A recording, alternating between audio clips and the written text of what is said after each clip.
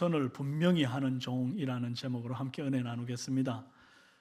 오늘 예수님께서 말씀하신 포도원 농부의 비유는 구약과 신약 전체를 아우르는 그런 비유의 말씀입니다. 1절의 비유가 이제 1절이 비유의 배경이 되는 말씀이에요. 한 사람이 포도원을 만들어 산 울타리를 두르고 또 포도즙 짜는 틀을 만들고 또 망대를 만들고 그러고 난 후에 농부들에게 이제 새로 주고 맡겨놓고는 이제 타국으로 갔다라고 하는 비유입니다. 주인이 포도원을 만들듯이 하나님께서 천지를 창조하셨죠. 그 포도원 안에 산 울타리 만들고 포도즙 짜는 틀을 만들고 망대를 만든 것처럼 하나님께서 세상 가운데 산과 강과 또 야채와 과일과 짐승들 온갖 것들을 주님이 다 만드셨습니다.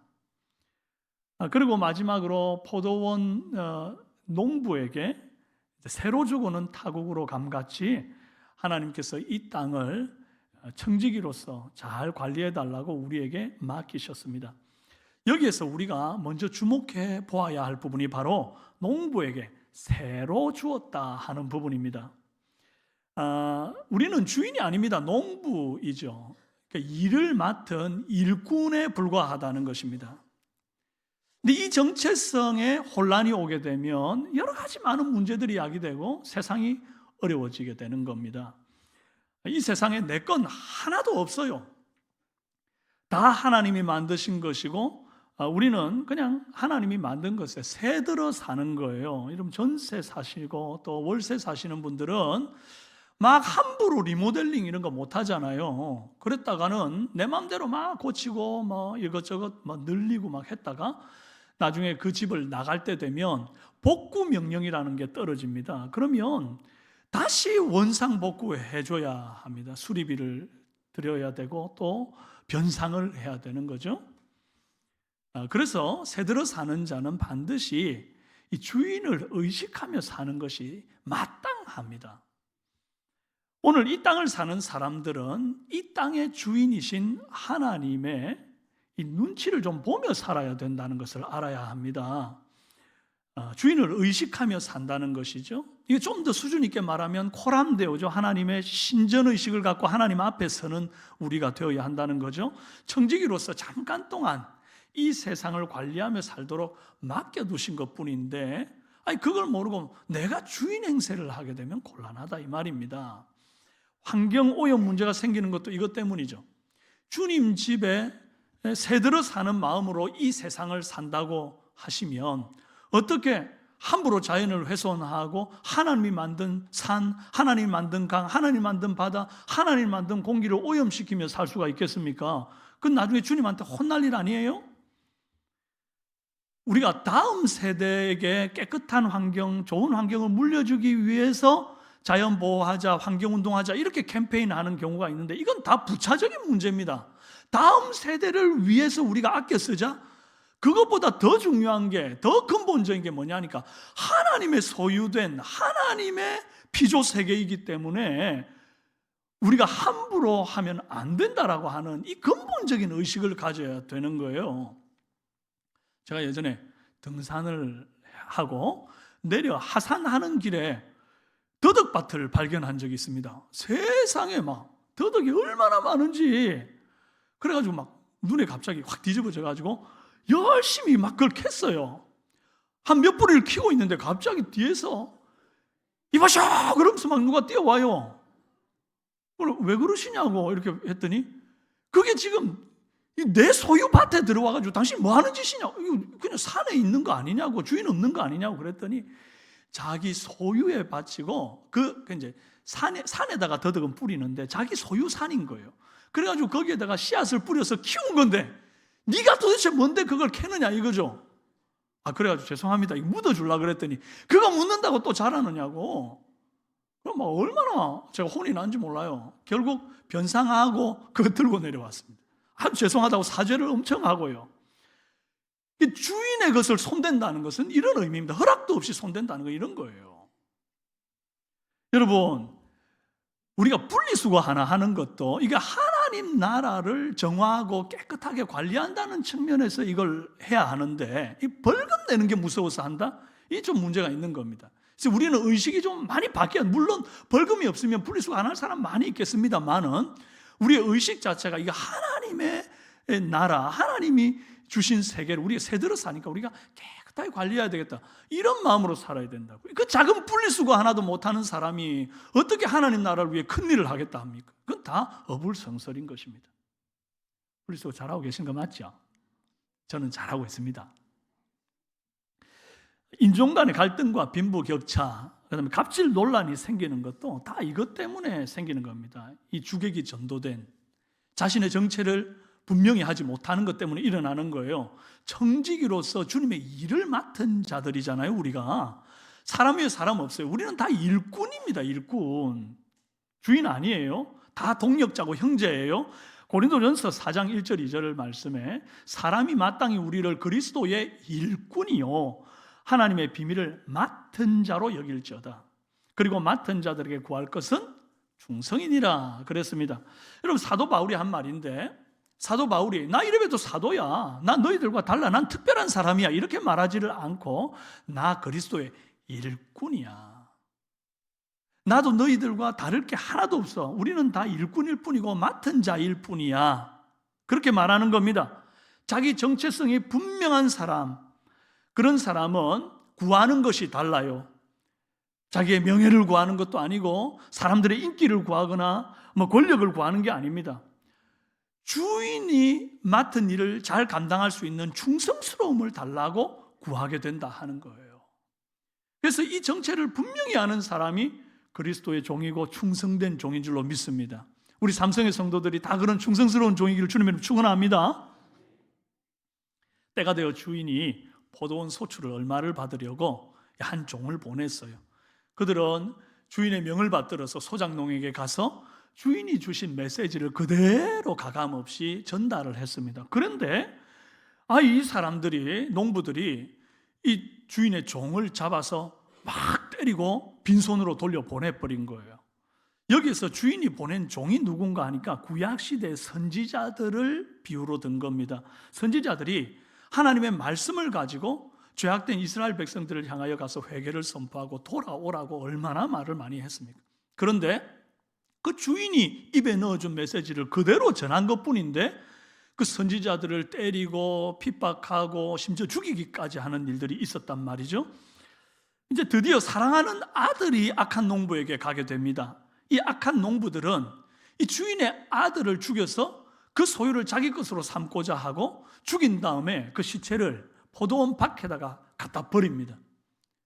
하나님의 아들 예수 그리스도께서 우리를 위하여 사람들에게 죽임을 당하시고는 그 영문 밖에 던져져 가지고 십자가에 죽으심을 말하는 겁니다. 이 비유가 그런 비유라는 거예요. 이제 아들도 죽었고 남은 것은 뭡니까? 하나님의 진노입니다. 이 주인의 진노예요.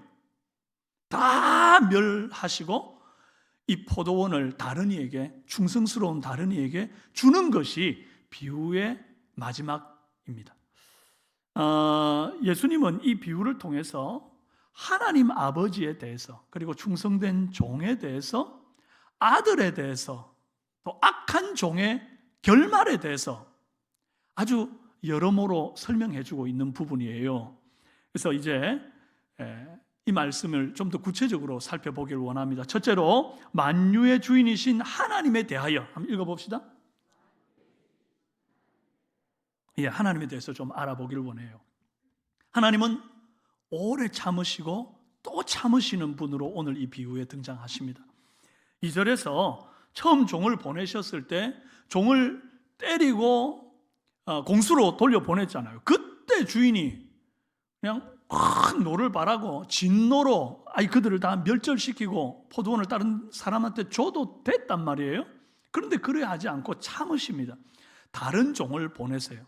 근데 이 다른 종을 또 때리고 능욕해가지고 보냅니다. 앞에는 한 번 실수는 또 아마 봐줄 수 있는 거잖아요. 근데 두 번째 이건 어떻게 참아요? 이건 그냥 대놓고 주인을 멸시한 거잖아요. 그러면 그때라도 일어나서 이놈들을 싹 정리해야 되는데 주님이 또 참으세요. 그러고는 또 다른 종을 보냅니다. 계속해서 다른 종을 보내고 보내기를 반복합니다. 다 죽여요.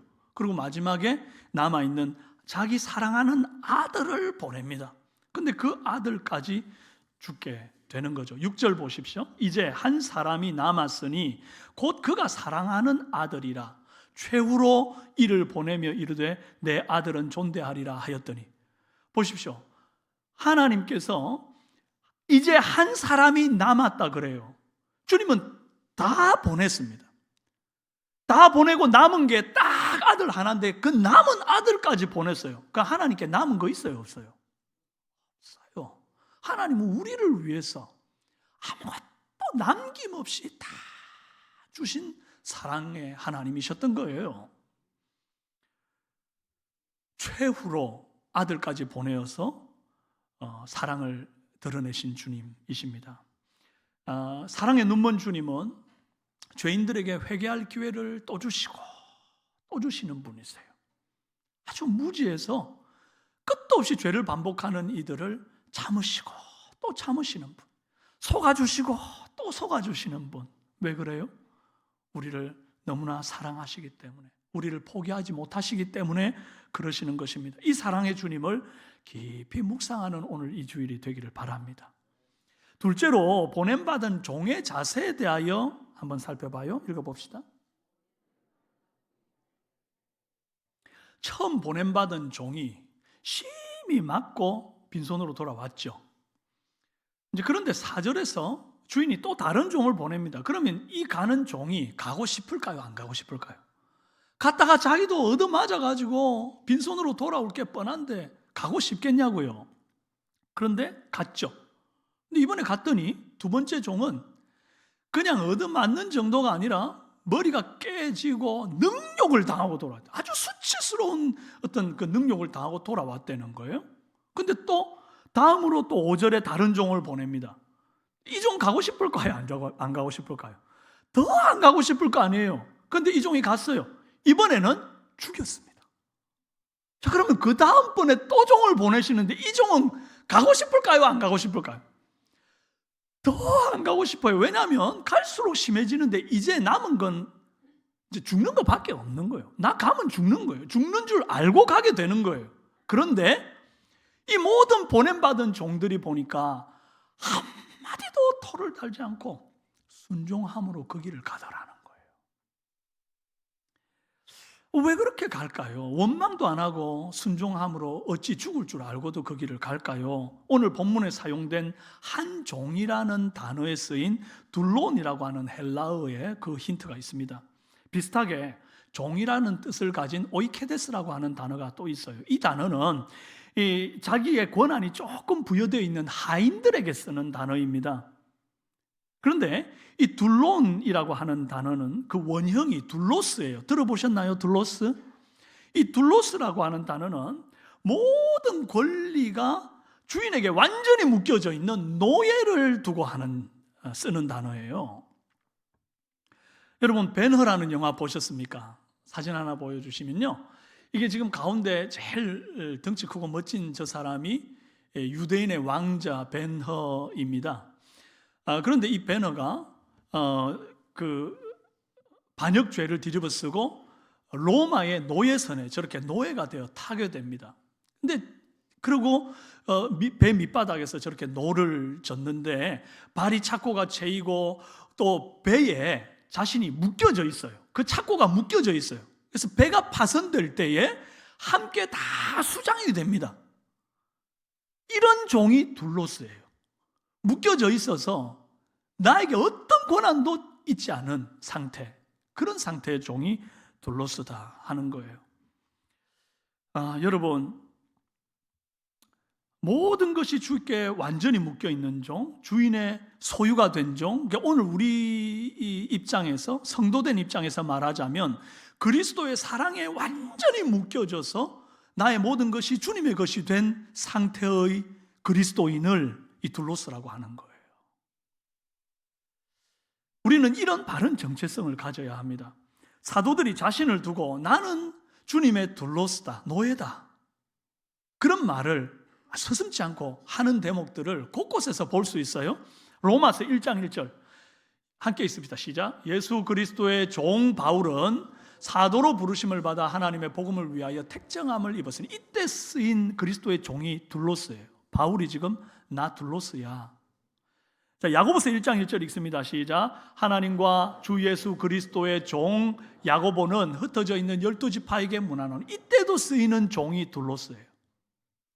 또 베드로후서 1장 1절 시작. 예수 그리스도의 종이며 사도인 시몬 베드로는 우리 하나님과 구주 예수 그리스도의 의를 힘입어 동일하게 보배로운 믿음을 우리와 함께 받은 자들에게 편지하노니. 이때 쓰인 종도 둘로스입니다. 바울도 야고보도 베드로도 자기가 지금 둘로스라는 거예요. 노예라는 거예요. 노예. 그냥 종이 아니라, 그 종에 여러 가지 의미가 있는데 그냥 종이 아니라 완전히 메인 종, 노예다는 거예요. 여러분, 노예가 뭐가 그리 떳떳합니까? 이게 뭐 자랑스러운 겁니까?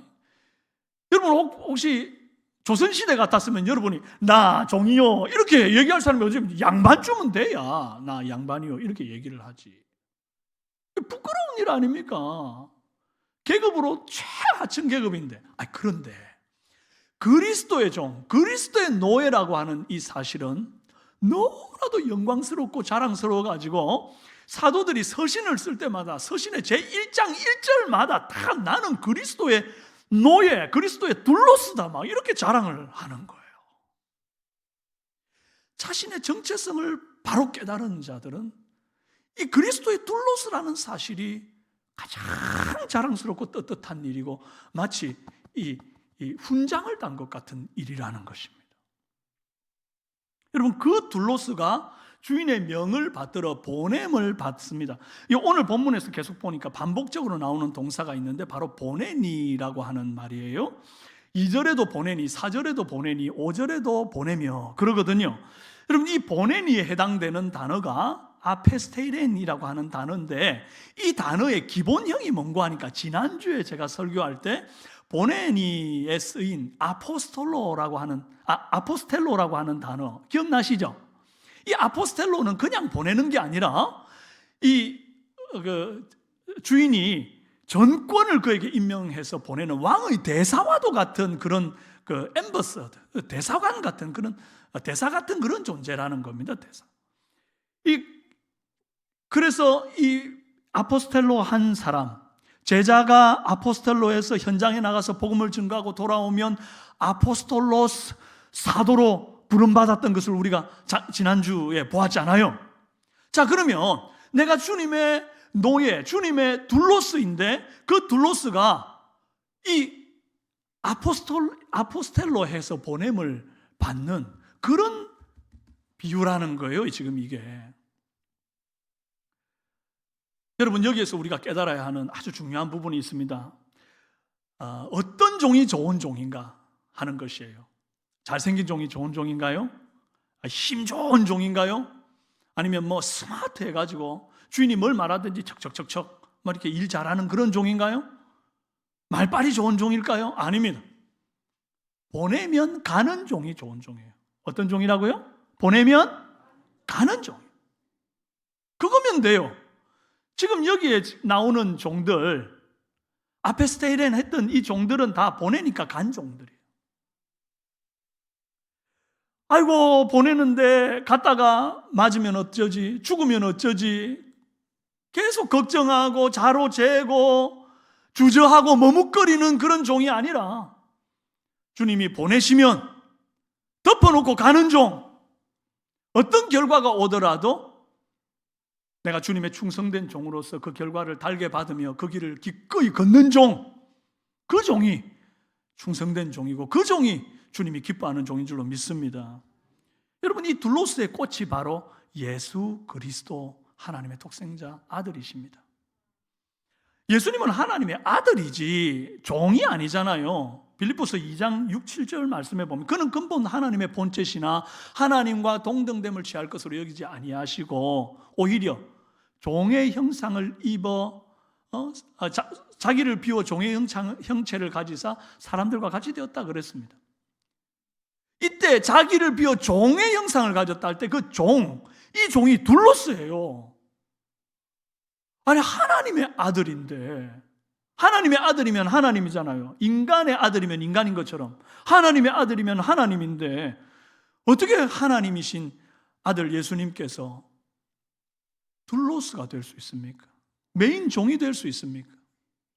그래서 예수님께서 겸손의 왕이십니다.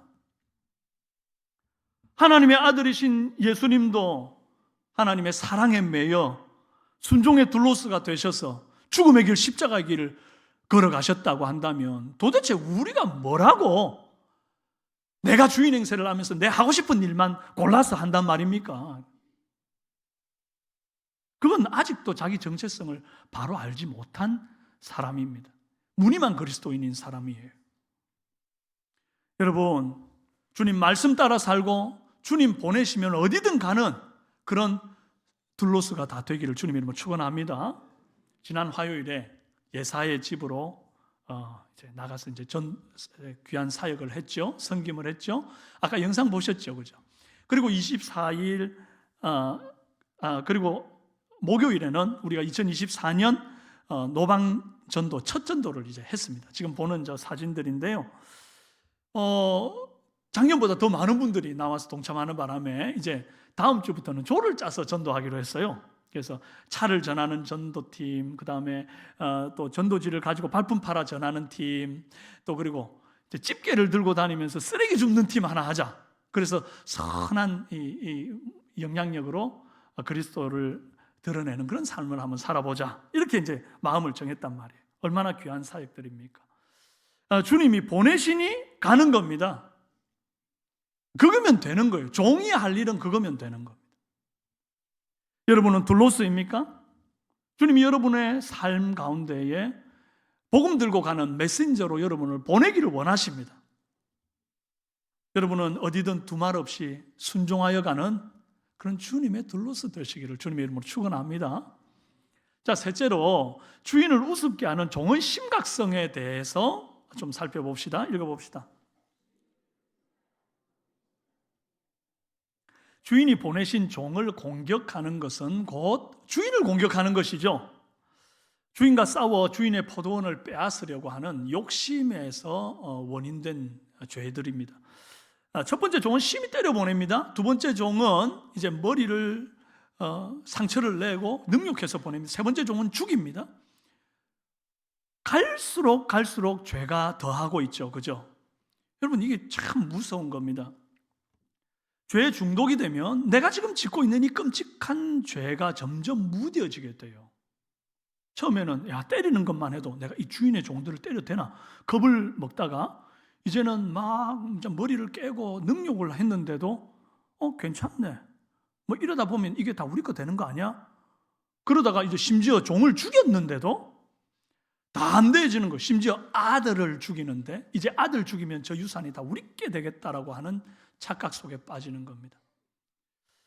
죄의 강도가 점점 세지고 더 대담하게 죄를 짓게 되는 거예요. 이게 죄의 무서운 속성이라는 것을 알아야 합니다. 그럼 주인이 회개할 기회를 줄 때에 돌이키지 않으면 그렇게 계속 스스로 무덤 파다가 마침내 멸망에 이르게 된다는 거예요. 회개에도 반드시 때가 있다는 것을 아셔야 합니다.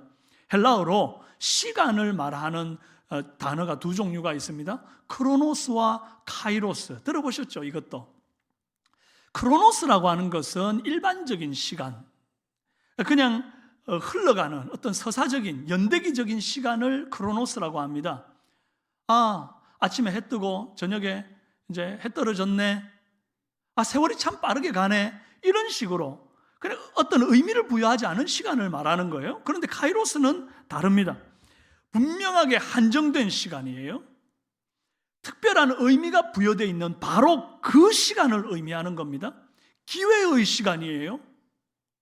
오늘 본문 2절에 때가 이름에 농부들에게 포도원 소출 얼마를 받으려고 한 종을 보내니 그랬는데 이때 이 때가 이름에가 토카이로, 그래서 직역하면 그때에 이렇게 되는 거예요. 그때가 이르렀다. 일반적으로 포도원을 짓고 수확하기까지 4년에서 5년 정도 걸린다고 합니다. 따라서 그때가 이르렀다는 것은 그냥 일상적인 시간이 흘러갔다 그 개념이 아니고 주인과 농부가 셈을 치르는 바로 그날이 이르렀다 그 말인 겁니다. 카이로스의 때가 이르렀다. 그것을 강조하는 말입니다. 여러분, 우리가 주님이 더디 온다고 방종하고 게으르면 큰일 납니다. 요한계시록 3장 11절 함께 읽습니다. 시작. 내가 속히 오리니 내가 가진 것을 굳게 잡아 아무도 네 면류관을 빼앗지 못하게 하라. 계시록 22장 7절도 있습니다. 보라, 내가 속히 오리니 이 두루마리의 예언의 말씀을 지키는 자는 내게 복이 있습니다. 우리 속히 할 때는요, 좀 올려봐요. 속히 오리니. 이 중요한 게 여기거든요. 자, 계시록 22장 12절 시작. 보라, 내가 속히 오리니 내가 줄 상이 내게 있어 각 사람에게 그가 행한 대로 갚아주리라. 계시록 22장 20절 시작.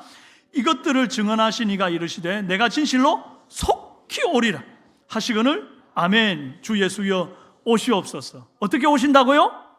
속히 오셔요. 크로노스의 시간이 끝나고 주님 다시 오셔서 셈하시는 이 카이로스의 날이 속히 옵니다. 속히. 정신 차리고 낮에 행하는 것과 같이 깨어서 경성하는 그런 저와 여러분 되기를 바랍니다. 로마서 13장 11절 함께 읽습니다. 시작. 또한 너희가 이 시기를 알았거니와 자다가 깰 때가 벌써 되었으니 이는 이제 우리의 구원이 처음 믿을 때보다 가까웠습니다. 주님 언제 오시노? 언제 오시는 날은 정확히 알 수 없으나 주님이 적어도 내가 예수님을 믿은 그때보다 가까워졌다는 것은 분명하다는 것입니다. 너희가 처음 믿을 때보다 가까워졌느니라. 오늘 예수님이 드신 비유에는 두 종류의 종밖에 안 나옵니다. 주인을 우습게 아는 악한 농부 같은 종과 주인의 말씀에 목숨도 아끼지 않고 어디든 가는 충성된 종입니다. 아쉽게도 중간은 없어요. 보냄받았지만 한 대도 맞지 않고 무사히 돌아와가지고 잘 먹고 잘 사는 종 있어요, 없어요? 없어요. 이 보냄받은 종은 반드시 고난을 겸하여 받아요. 그리고 종을 막 능욕하고 때리고 막 죽이고 이런데 가담했는데 나중에 주인이 새마른 날 이들을 싹 진멸할 텐데 그 진멸하는 자리에서 연루되어 가지고 실컷 그 죄를 지었는데도 잘 먹고 잘 사는 그런 일꾼도 있어요, 없어요? 있어요, 없어요?